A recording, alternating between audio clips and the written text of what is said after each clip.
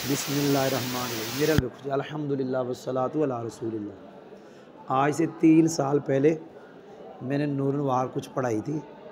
तो मेरी नूरुल वार जो पहुंची हुई थी, जो हमने पढ़ाई थी, वो ख़ास की 4 तफरीह यहाँ तक पहुंची थी। कहाँ तक?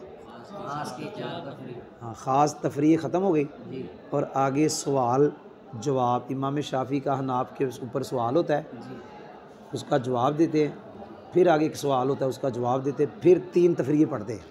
तो मैं इबारत खुद ही पढ़ता हूँ, टाइम थोड़ा है। ऊपर देखें आप लोग। सुम्मा इन्नल मुसन्निफ़ ज़करा हाहुना मिन तफरीआतिल ख़ासी अला मज़हबी सबआ तफरीआतिन अरबाउन मिनहा मा तम्मल आना व सलासुम मिनहा मा सयजीउ व औरद बैन हादिहिल अरबाती ज़करा हाहुना मिन तफरीआतिल ख़ासी अला मज़हबी। मैंने कहीं और तो चला गया। व औरद बैन हादिहिल अरबाती व सलासति बिइतराज़ैन लिश्शाफ़िई अलैना मा जवाबी मा अला सबीलिल जुमलिल मुतरिद। भी पीछे सबक है, पीछे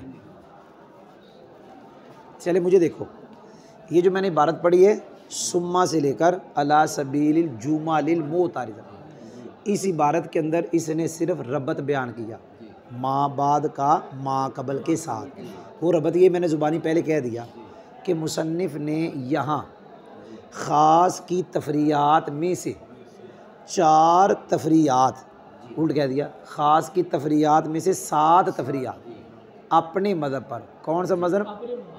अहनाफ वाला। कितनी तफरीयात ज़िक्र की? ख़ास 7। कितनी ज़िक्र की? 7। इसका मतलब है तफरीहें और भी बड़ी हैं, लेकिन कितनी ज़िक्र की? 7।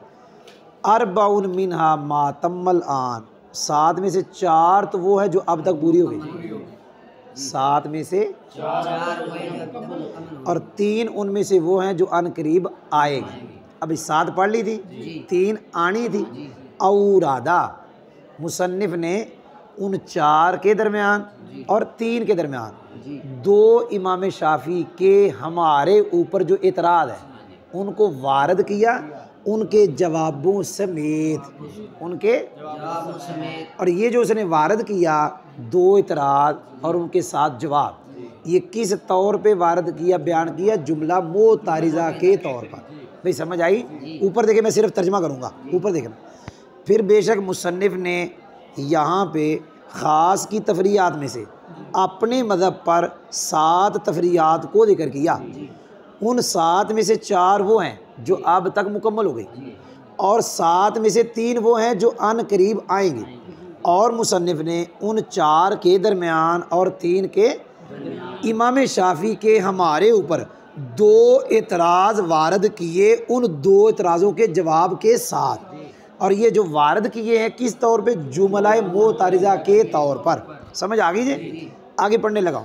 फ़काला व मुहल्लिलियतु ज़ौजी सानी बि हदीसिल उसैलति ला बि कौली हत्ता तनकिया ज़ौजन गैरा व हुवा जवाबु सुआलिन मुक़द्दरिन यरिदु अलैना मिन जानिबि शाफ़िई व तक़रीर सुआलि ला बुद्द फ़ीहि मिन तमहीदिन मुक़द्दिमतन। यहाँ तक पढ़ने लगा। ये मैंने मतन पढ़ा, मतन का तर्जमा भी नहीं करूँगा, बाद में करता हूँ। मातन ने कहा व मुहल्लिलियतु ज़ौजी सानी बि हदीसिल उसैला ला बि कौलिही हत्ता तनकिया ज़ौज। आगे वो रबत बयान करता है कि ये इबारत में क्या है। नूनवार वाला कहता है ये जो इबारत है ये ऐसे सवाल मुकद्दर का जवाब, जो सवाल हमारे ऊपर इमाम शाफ़ी रहमतुल्लाह अलैह की जानिब से वारद होता है। हो गया? आगे जा रहा हूँ। व तकरीर सवाल, जो सवाल का बयान है, तकरीर माने बयान, उसके अंदर तमहीद ज़रूरी है बतौर मुकदमा। यानी सवाल से पहले हम क्या पढ़ेंगे? तमहीद, और उसको पढ़ेंगे बतौर तो मुकदमा वो होता है जो आगे ले जाए। वो तमहीद हमें ले के जाएगी सवाल की तरफ। भाई समझ आई? मैंने मतन का भी तर्जमा नहीं किया, मतन का तर्जमा करूँगा जब सवाल भी पढ़ लेंगे, जवाब भी पढ़ लेंगे, फिर करूँगा मतन का, क्योंकि फिर होना है। ऊपर देखो, बस मातन ने कहा ज़ौज, जो मैंने तर्जमा नहीं करना, मातन ने कहा व मुहल्लिलियतु ज़ौजी सानी बि हदीसिल उसैला ला बि कौली हत्ता तनकिया ज़ौजन वाहुआ। ये जो इबारत है ऐसे सवाल मुकद्दर का जवाब, जो सवाल हमारे ऊपर इमाम शाफ़ी रहमतुल्लाह अलैह की जानिब से और सवाल की जो तकरीर है उसमें, तकरीर माने बयान, सवाल का बयान, उसमें ज़रूरी है तमीज़ बतौरे। आगे जा रहा हूँ। वाही अन्न ज़ौजा इन तल्लक इमरातहु सलासन व नकहत ज़ौजन आखर सुम्मा तल्लकहा ज़ौजु सानी व नकहा ज़ौजुल अव्वल यमलिकु ज़ौजुल अव्वल मर्रतन उखरा सलासा ततलीकातिन मुस्तकिल्ला तन। भाई क्या पढ़ेंगे? तन पढ़ेंगे बिल इत्तिफाक। आगे जा रहा हूँ। व इन तल्लक इमरातहु मादून सलासिमिन वाहिदा औ इसने व नकहत ज़ौजन आखर सुम्मा तल्लकहा ज़ौजु सानी व नकहा ज़ौजुल अव्वल फ़इंद मुहम्मद व शाफ़िई यमलिकु ज़ौजुल अव्वल हीना इज़िन मा बक़ी मिनल इस्नैन औ वाहिद यानी इन तल्लक़ा साबिक़न वाहिदन फ़यमलिकुल आन अन युतल्लिक़ा इस्नैन व तसीरा या तसीरु मुग़ल्लज़तन व इन तल्लक़ा साबिक़न इस्नैन यमलिकुल आन अन युतल्लिक़ा वाहिदन ला गैरु। क्या पढ़ेंगे? क्योंकि ये औज़ु कबलु बादु की तरह है, वगरना ला अतफ़ाई है, ये मबनी है। वाइंदा भी हमनी फतवाबी यूसुफ राहिमहुमुल्लाह ताला यमलिकु ज़ौजुल अव्वल अन युतल्लिक़ा सलासन व यकूनु मा मदा मिन अत-तलक़ति व अत-तलक़तैन हदरन लिअन्न ज़ौज अस्सानी यकूनु मुहल्लिलन इय्याहा लिज़ौजिल अव्वल बिहल्लिन जदीदिन व यनहदिमु मा मदा मिन अत-तलक़ति व अत-तलक़तैन व अत-तलक़ात। ये जितनी मैंने इबारत पढ़ी ये वो मुकदमा है। ये जितनी इबारत पढ़ी भाई बोलो ये क्या है? इसके अंदर 2-3 मसले हैं। ये हमारा इमाम शाफ़ी का, हमारा नहीं, किसका का? क्योंकि सवाल किन्होंने करना है तो फिर ये मुकदमा उनका ही होगा, सवाल जो उन्होंने करना है। ये मुकदमा सुनो क्या है। इसमें पहला मसला इस मुकदमे में ये है कि अगर बंदे ने अपनी बीवी को 3 तलाक़ें दी, कितनी दी? औरत ने इद्दत के बाद और बंदे से निकाह कर लिया, अब दूसरे बंदे ने भी तलाक दे दी, हो गया। अब हुआ ये कि इद्दत के गुजारने के पहले शौहर के पास वापस आई। अब मसला ये है पहला शौहर 3 तलाक़ों का दूसरी मर्तबा मुस्तकिल तौर पर मालिक होगा और ये मसला बिल इत्तिफाक है, इमाम शाफ़ी अहनाफ सब का है। याद हो गया? पहला बंदा यानी शौहर उसने कितनी तलाक़ें दी? ये औरत चली गई, उसने कितनी दे दी? फिर वापस आई, तो पहला बंदा नए सिरे से कितनी का मालिक होगा? ये तो बिल इत्तिफाक। आगे जा रहा हूँ। अगर इस पहले बंदे ने अपनी बीवी को तलाक दी 3 से कम, अब 3 से कम 1 भी है, 3 से कम 2 भी है, 1 दी या 2, लेकिन हुआ ये कि बायना हुई। बायना क्या हो गई? मतलब निकाह से फारग हो, क्योंकि 1 तलाक दे दे रुजू ना करे तो वो बायना हो जाती है, निकाह से फारग। 2 तलाक़ें अगर वक्फे से हो जाए तो वहाँ भी फिर बायना हो जाती है। तो बार ऐसी तलाक दी जिससे वो निकाह से निकल जाए, लेकिन दी 3 से कम, चाहे 1 दी चाहे इद्दत गुजारने के बाद अगले के साथ निकाह किया, अगले ने तलाक दी, वापस आई पहले के पास, कहाँ आई? अब इमाम मोहम्मद, इमाम शाफ़ी रहमतुल्लाह अलैहिमा, इनका नज़रिया ये है कि पहला शौहर मालिक होगा उस वक्त, कब? जब उसने पहले 1 या 2 दी, मालिक होगा उन तलाक़ों का जो बाकी है, जो मतलब बाकी हैं। मतलब कि अगर 1 दी थी 2, अगर 2 दी थी 1, वही शरह लिखी। अगर पहले दी 1, अब ये मालिक होगा किसने कहा? 2। अगर अब इसने 2 दे दी, क्या कहा? तो वो औरत मुगल्लदा हो जाएगी। और अगर पहले दी 2, अब मालिक कितनी का होगा? 1 का। सिर्फ 1 दे सकता है, 1 के अलावा जी है इमाम शाफ़ी, इमाम मोहम्मद का मौक़िफ़। लेकिन इमाम साहब और इमाम अबू यूसुफ, इनको कहते हैं शेखैन, इनका नज़रिया ये है कि पहला ज़ौज अब भी 3 का मालिक होगा। जब उसने पहले 1 दी या 2, लेकिन उसे निकाह से निकल गई दूसरे के पास, फिर वापस आई, अब भी वो मालिक, ये किन का मौक़िफ़ है? शेखैन का। अच्छा, इमाम शेखैन कहते हैं जो पहले 1 दी या 2 वो ज़ाया क्या हो गई? और शेखैन कहते क्यों? शेखैन कहते हैं ज़ौजे सानी औरत को पहले ज़ौज के लिए नई हिल्लत के साथ, क्या नए सिरे से हलाल कर रहा है, और जो पहले 1 या 2 तलाक़ें या 3 दे दी वो सारी क्या गई? ज़ाया। अगर 3 वो भी ज़ाया, 1 दी वो भी ज़ाया, 2 दी, अब नए सिरे से औरत को उसने क्या किया? हलाल। याद हो गया? ये पूरा वो मुकदमा जो तमीज़ है ना, वो पूरा। अब इसके बाद हम पढ़ेंगे सवाल किसका? इमाम शाफ़ी। किसके ऊपर? अहनाफ के ऊपर। जी मैं वापस जा रहा हूँ, तर्जमा करने लगा हूँ। वाहिया, और वो मुकदमा ये है कि ज़ौज ने अगर अपनी बीवी को 3 तलाक़ें दी और बीवी ने निकाह किया दूसरे ज़ौज, औरत ने निकाह किया है दूसरे ज़ौज से, फिर औरत को दूसरे ज़ौज ने तलाक़ दी, और मुराद 3 तलाक़ें हैं, मुराद क्या है? 3 तलाक। और ज़ौज अव्वल ने निकाह किया औरत से, ज़ौज अव्वल मालिक होगा दूसरी मरतबा 3 तलाक होगा मुस्तकिल तौर पर बिल इत्तिफाक। और अगर बंदे ने अपनी बीवी को तलाक दी वो जो 3 से आगे मिन बयान यानी 1 या 2, और औरत ने निकाह किया दूसरे बंदे से, फिर दूसरे बंदे ने औरत को तलाक दी और ज़ौज अव्वल ने निकाह कर लिया औरत से। इमाम मोहम्मद इमाम शाफी रहमतुल्लाह अलैहि फरमाते हैं उनके नज़दीक ज़ौज अव्वल मालिक होगा उस वक्त, किस वक्त? जब उसने पहले 1 या 2 दी, मालिक होगा उसका जो बाकी हैं यानी 2 या 1। इसकी फिर आसान शरह यानी अगर उसने पहले तलाक दी 1 तो अब जब वो नए से दोबारा निकाह हुआ अब वो मालिक होगा ये कि औरत को 2 तलाक़ें दे और औरत क्या हो जाएगी? मुग़ल्लज़ा। अगर वो देगा 2 तो मुग़ल्लज़ा मतलब फ़ारग, पक्की फ़ारग। और पहले उसने तलाक दी औरत को 2 तो बंदा जो है ज़ौज अव्वल अब मालिक होगा ये कि औरत को 1 तलाक दे, ना कि 1 का है, सिर्फ 1 देनी। और शेखैन के नज़दीक ज़ौज अव्वल मालिक होगा ये कि औरत को कितनी तलाक़ें दे? 3। और वो जो गुज़र गई यानी 1 तलाक 2 वो सारी क्या हो गई? ज़ाया, बातिल हो गई। क्यों? ज़ौजे सानी क्या हलाल करने वाला औरत को ज़ौजे अव्वल के लिए नई हिल्लत के साथ, और बातिल हो गई, क्या हो गई? ख़त्म हो गई वो जो गुज़र गई यानी 1 तलाक 2 तलाक या 3 तलाक। यानी शेखैन का मतलब ये है कि पहले ज़ौज ने भावें बेगम को 3 दे दी, भावें 1 भावें 2, निकाह से निकल गई, अगले के बाद जब वापस आई तो फिर नए सिरे से 3 का मालिक। याद हो गया? आगे पढ़ने लगा, ऊपर देखो। फ़ातरज़ा अलैहि शाफ़िय्यु, क्या पढ़ा? बोलो यार, अगर इबारत पढ़ूंगा तो देर हो जाएगी, मैं इतना बताता हूँ। फ़ातरज़ा से लेकर फ़यक़ूलुल मुसन्निफ़ु आई बार नज़र क्या यहाँ तक ये इमाम शाफ़ी का एतराज़ है अहनाफ के ऊपर। बयान करता हूँ, तर्जमा फिट करूँगा, इबारत मैंने नहीं पढ़ी, मुझे देखे। अब ये जो मसला है कि ज़ौजे अव्वल नए सिरे से मालिक होगा, ज़ौजे सानी, बल्कि यूँ ज़ौजे सानी ज़ौजे अव्वल के लिए औरत को क्या करने वाला है? हलाल, नई हिल्लत के साथ क्या करने वाला है? इस मसले पर ये जो हमने कहा, इसलिए फिर कहा ना वो 3 का मालिक होगा, भावें 1 दिए भावें 2 दिए, कहा ना वो 3 का मालिक। क्या दलील दी थी? ज़ौजे सानी औरत को नई हिल्लत के साथ हलाल। इसके ऊपर इमाम शाफी ने इतराज़ किया, कहते सुनो, अहनाफ को कहते अल मुतमस्सक, क्या वो जिसको दलील बनाया गया, क्या कहा?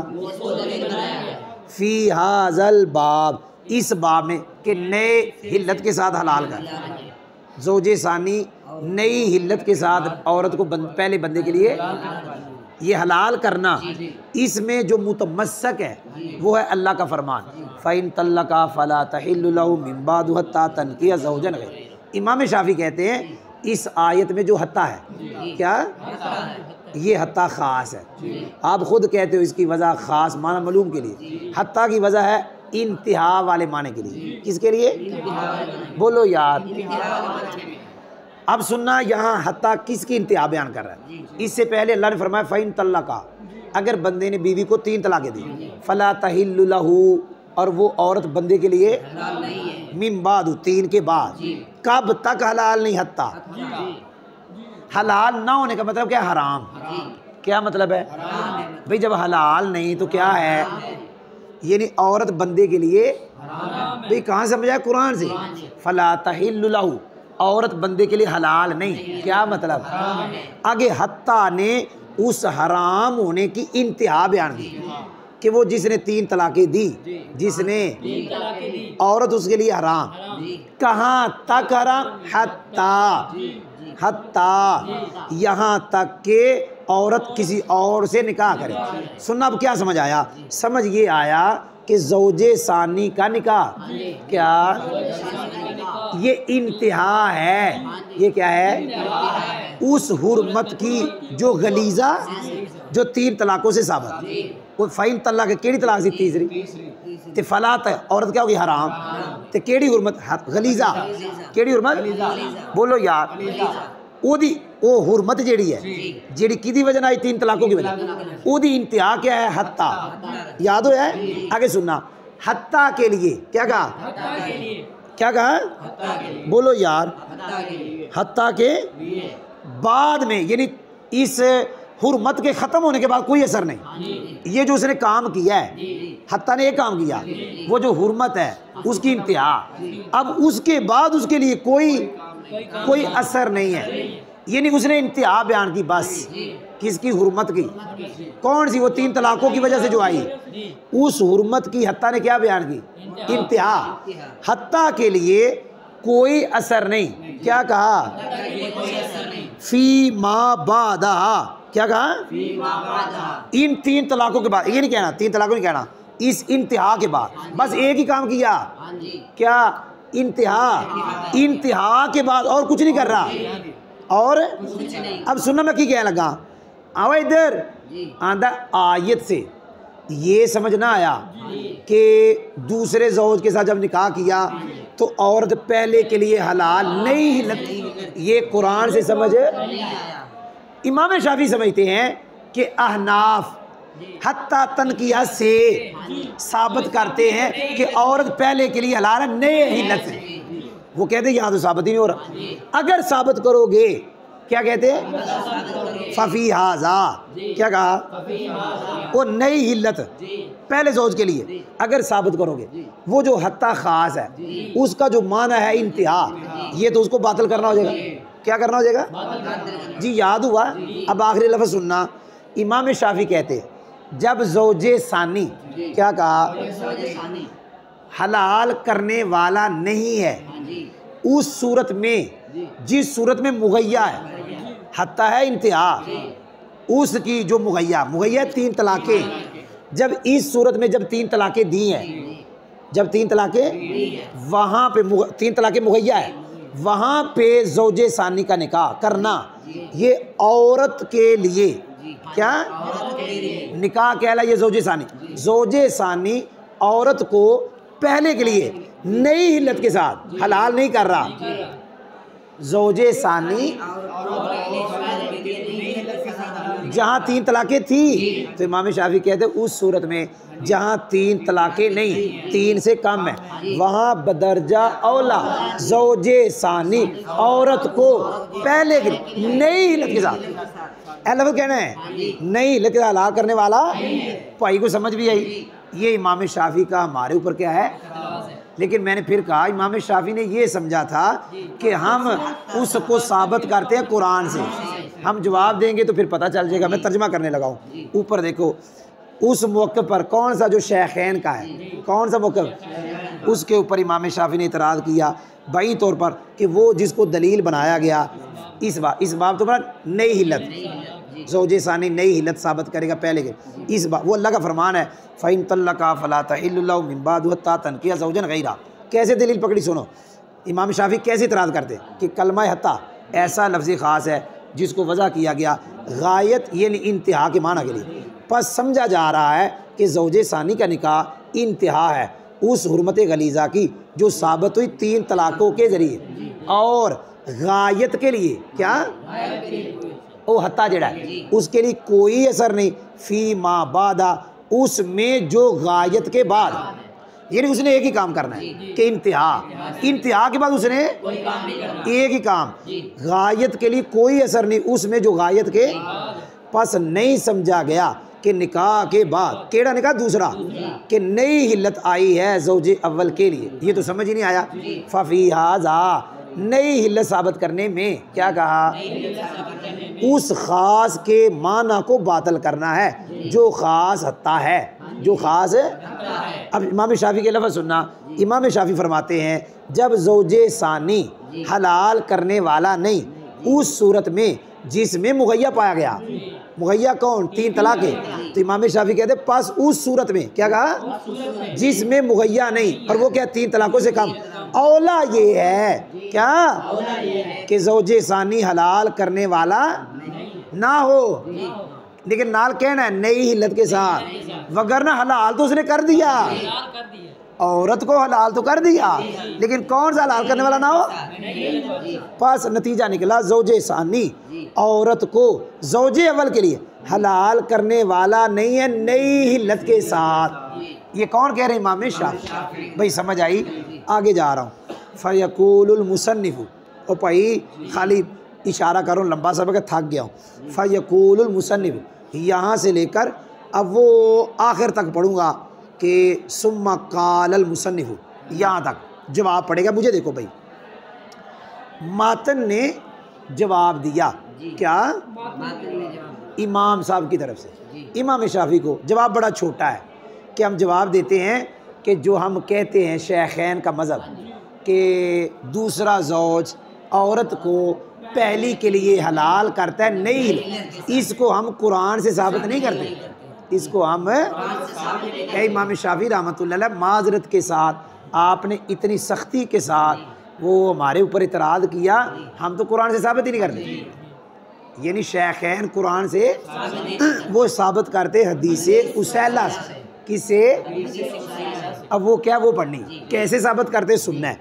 एक सहाबी थे जिनका नाम था रफ़ा, उनकी बीवी हुजूर की बारगाह में आई सल्लल्लाहु अलैहि वसल्लम, आके हुजूर सल्लल्लाहु अलैहि वसल्लम की बारगाह में अर्ज़ करते, हुजूर मुझे रफ़ा ने 3 तलाक़ें दी, और साथ कहते हुजूर मैंने अब्दुर्रहमान बिन ज़बीर से, ये ज़ुबैर नहीं है, क्या लफ्ज़ है, उनसे मैंने निकाह किया, और आगे कहते हुजूर मैंने उनको जवां मर्द नहीं पाया। क्या नहीं पाया? मतलब मर्दानगी ताकत उनके पास कम है। तो नबी पाक सल्लल्लाहु अलैहि वसल्लम ने फरमाया आतुरीदीना अन तऊदिया इला रफ़ा, फरमाया क्या तू रफ़ा के पास लौटना चाहती? क्या फरमाया? उस सहाबिया ने कहा नाम, मैं लौटना चाहती। अब नबी पाक सल्लल्लाहु अलैहि वसल्लम ने फरमाया ला, क्या मतलब तू? आगे सरकार ने फिर हत्ता सरकार ने भी जिक्र किया, यहाँ तक क्या एक कादी इंतहा ना लौटने की, कि तू नहीं लौट सकती। हाँ, यहाँ इंतहा ख़त्म हो जाएगी, अगर ये काम हो गया तो फिर लौट जाएगी। वो क्या है? सरकार ने फरमाया तू उसका जायका, उसकी मिठास चख, वो तेरी मुराद क्या है? सोबत। क्या मुराद है? अब सुनना, इस हदीस से हम साबित करेंगे नई हिलत, अभी साबित नहीं की, करेंगे अभी की, लेकिन ये हदीस पढ़ने के बाद हम कहते इस हदीस से और मसले भी निकलते हैं। सुनना, नंबर 1, ये हदीस जो चलाई गई है, ये हदीस जो बयान की गई, उसका मकसद है कि ज़ौजे सानी जब दूसरे बंदे से औरत ने तलाक दी, उसका वती करना शर्त है। क्या कहा? किसके लिए? पहले के लिए, हलाल होने के लिए, पहले के लिए। खाली निकाह काफ़ी नहीं है। अगर आप कुरान देखें, क्या कहा? फ़ाइन तल्ला कहा, अगर औरत को बंदे ने तीसरी तलाक दे दी, वो औरत बंदे के लिए हलाल है, यहाँ तक कि औरत क्या करे? निकाह। अब बज़ाहिर क्या समझ आ रहा? निकाह। क्या कि अगले से क्या करे?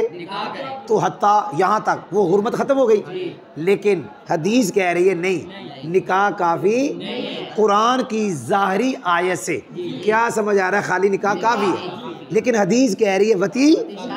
अब आप कहोगे कि कुरान में तो खाली निकाह काफ़ी, अब हदीस कह रही वती शर्त, ये तो कुरान पे ज़्यादती हो गई। जवाब, ये जो हदीस हमने पढ़ी है हज़रत रफ़ा की बीवी वाली, ये हदीस मशहूर है। क्या है? इमाम शाफी भी इसको कबूल करते हैं, किस मकसद के लिए? वती शर्त है, और हदीस मशहूरा के ज़रिए किताबुल्लाह पर ज़्यादती करना जायज़ है बिल इत्तिफ़ाक़। अच्छा, एक मसला हदीस से ये समझ आ गया, जो हमने साबित करना है वो भी और है। हमने तो साबित करना है कि नई हिल्लत के ज़ौजे सानी औरत को पहले के लिए हलाल करता है, नहीं निकला, वो भी करना है। अब वो करने लगे। ये हदीस क्या कहा? और रफ़ा की बीवी वाली जैसे दलालत करती है कि वती शर्त है, और ये दलालत करती बारतुन्नस के ज़रिए। किसके ज़रिए?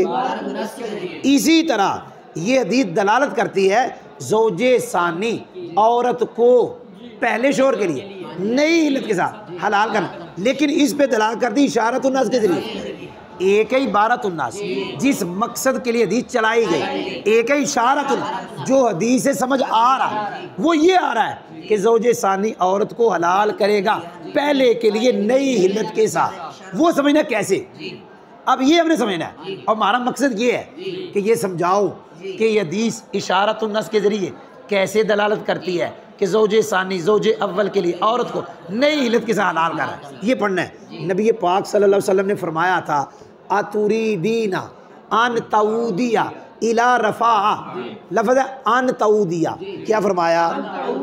ये नहीं फरमाया अतुरीदीना अन तंतहिया हुर्मतू की, ये नहीं फरमाया कि तू चाहती कि तेरी हुर्मत ख़त्म हो जाए, ये फरमाया क्या तू चाहती है कि तू औद करे। औद अरबी में औद का माना रुजू इलल हालतिल ऊला, पहली हालत के लौटना। किधर लौटना? किधर लौटना? जब रफ़ा के पास थी पहली हालत में तो वहाँ हिल्लत औरत के लिए साबित थी, और पहली हालत में हज़रत रफ़ा की बीवी के लिए हिल्लत क्या थी? पहली हालत में जब रफ़ा के पास थी। भाई बोलो, तो सरकार ने फरमाया तू लौटना चाहती है? अर्ज़ की जी। फरमाया नहीं लौट सकती, यहाँ तक कि तू सोबत करे, सोबत करेगी तो लौट जाएगी। किधर? पहली हालत। किधर? किधर? तो जब पहली हालत लौटेगी, क्या कहा? तो फिर हिल्लत भी आएगी, तो फिर नए तरीके से आएगी। क्या? वो हिल्लत नहीं होगी, वो हिल्लत अपने मुस्तकिल होने के साथ। कोई समझ भी आई? सुनना अब की क्या लगा आखिरी अल्फाज। जब इस नस के जरिए ए जड़ी हदीस है, इस अगरचे इशारतुन नस, अगरचे इबारतुन नस से तो वती साबित हुई, इशारतुन नस के जरिए हिल्लत साबित हो गई। वहाँ जहाँ बिल्कुल हिल्लत ख़त्म हो गई, जहाँ वो 3 तलाक़े, जहाँ क्या थी? बोलो यार, ख़त्म हो गई थी, बिल्कुल मुतलकन ख़त्म हो गई, बिल्कुल ख़त्म।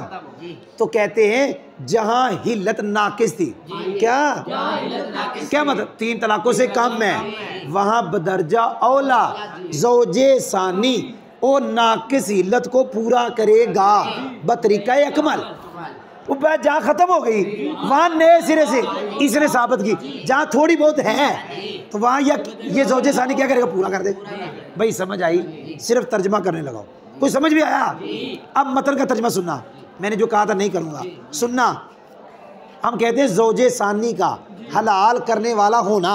इधर देख, ज़ौजे सानी का कि ज़ौजे ने सानी हलाल करने वाला किन्नू? औरत में। किदे वास्ते? ये भी नाल कहना, बाज कहना है ज़ौजे सानी बीवी को हलाल करने वाला पहले ज़ौज के लिए। हाँ क्या नहीं हिल्लत के। इसको हम साबित करते हैं हदीस उसैला के साथ, ना कि अल्लाह के फरमान हत्ता तन किया ज़ौजन गैरहू के साथ। फिट है कि नहीं होना? चलो तर्जमा सुनो।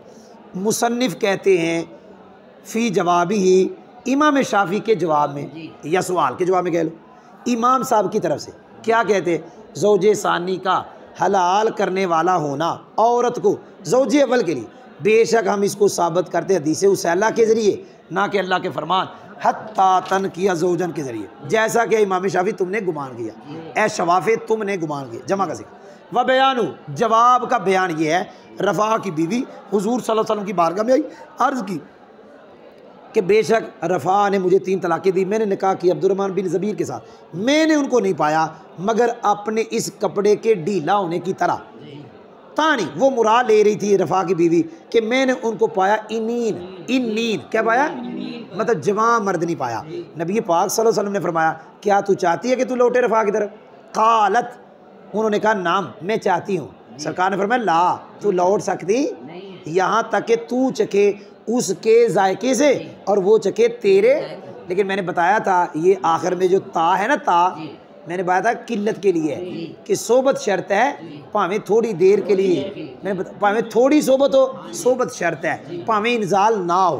मैंने बताया था ये हदीस चलाई गई है इस बात को बयान करने के लिए कि ज़ौजे सानी का वती करना भी शर्त है और महज निकाह काफ़ी, जैसा कि कुरान की जारी आयत से समझ आ रहा है कि खाली निकाह काफ़ी है, लेकिन हदीस कहती है निकाह काफ़ी। अच्छा ये हदीस, अब सवाल हो गया कि तुमने तो ज़्यादती कर दी। जवाब, ये हदीस मशहूर ऐसी जिसको इमाम शाफ़ी ने कबूल किया, कादे वास्ते? वती के शर्त होने के लिए। और ज़्यादती करना हदीस मशहूरा की मिसल से, ज़्यादती करना की मिसल के ज़रिए किधर? किताबुल्लाह पर जैद है बिल इत्तिफाक। हो गया। अभी वो मकसद हमारा रहता है जो हमने बयान करना है, वो नई हिल्लत। लेकिन एक और मसला निकला, ये हदीस जैसे दलाल करती है वती के शर्त होने पर इबारतुन नस के ज़रिए, इसी तरह दलाल करती है हदीस ज़ौजे सानी के हलाल करने वाला होने पर इशारतुन नस के ज़रिए। अब कैसे दलाल करती है? ज़ालिका, ये हदीस दलाल कैसे करती? इस तरह, इसलिए कि नबी पाक सल्लल्लाहु अलैहि वसल्लम ने फरमाया औरत को, क्या तू चाहती है कि तू लौटे रफ़ा की तरफ? सरकार ने ये नहीं फरमाया क्या तू चाहती है कि तेरी हुर्मत ख़त्म हो जाए। और लौटना होता है, लौटना पहले, औद अरबी में रुजू इलल हालतिल ऊला, औद का माना पहली हालत में लौटना। पहली हालत में हिल्लत औरत के लिए साबित थी वो जब रफ़ा के पास थी। बस जब हालत ऊला लौटेगी वो पहली हालत, तो हिल्लत लौटेगी और हिल्लत नहीं होगी, हिल्लत उस हिल्लत के मुस्तकिल होने के साथ जब इस नस के ज़रिए, जब ये नहीं हदीस के ज़रिए, और नस के इशारत ना साबित हो गई हिल्लत, उस सूरत में क्या कहा, जिसमें हिल्लत मादूम हो गई मुतलकन। अब मुतलकन तलब ऊदी मनाला है, और वो क्या थी, वो सूरत 3 तलाक़े।